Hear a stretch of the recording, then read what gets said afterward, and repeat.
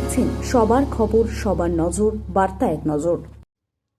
All India football ফেডারেশনের পরিচালনায় ও Triveni Shibpur Sporting ক্লাবের সহযোগিতায় ত্রিবেণী ফুটবল মাঠে ব্লু ক্যাপস বেবি লিগের আয়োজন করা হয়েছে। দুটি গ্রুপে খেলাধুলো অনুষ্ঠিত হয়। একটি হলো আন্ডার 10, আরেকটি হলো আন্ডার 12। এক একটি গ্রুপে 8টি করে দল অংশগ্রহণ করছে। বিভিন্ন জেলার দুটো গ্রুপে মোট 16টি দল অংশগ্রহণ করবে। আজ সেই খেলার শুভ সূচনা হয়। প্রথমে প্রাক্তন ফুটবল প্রশিক্ষক মুরারি মোহন সুরের স্মৃতির উদ্দেশ্যে 1 মিনিট নীরবতা পালন করে তারপর 4টি দলের খেলোয়াড়দের সাথে পরিচিত হওয়ার পর শুরু হয় খেলা। উপস্থিত ছিলেন গোয়া এফসির ফুটবলার নারায়ণ দাস, এরপর ক্লাব সম্পাদক মতি দাস সহ আরও অনেকে।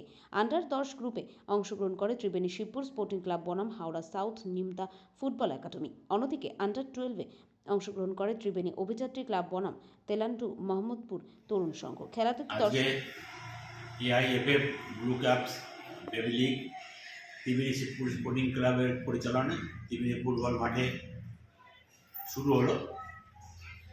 দুটি গ্রুপ নিয়ে এই টুর্নামেন্টটা হবে। আন্ডার 10 8টি টিম এবং আন্ডার 12 8টি টিম, মোট 16টি টিমকে নিয়ে এই টুর্নামেন্টটা হবে।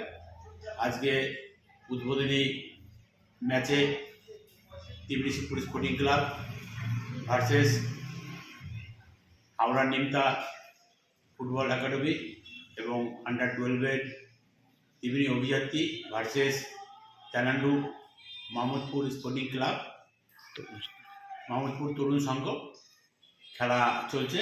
উদ্বোধনী ম্যাচে উপস্থিত ছিলেন ভারতীয় দলের ফুটবলার নারায়ণ দাস সহ আরও বিশিষ্ট ব্যক্তিবর্গ। এটা কি বিভিন্ন জেলার মোট 16টি দল? বিভিন্ন জেলা থেকে 16টি দল নিয়ে এই টুর্নামেন্টটা অনুষ্ঠিত হয়েছে। কী নাম আপনার? মতি দাস, সাধারণ সম্পাদক, ত্রিবেণী শিবপুর স্পোর্টিং ক্লাব।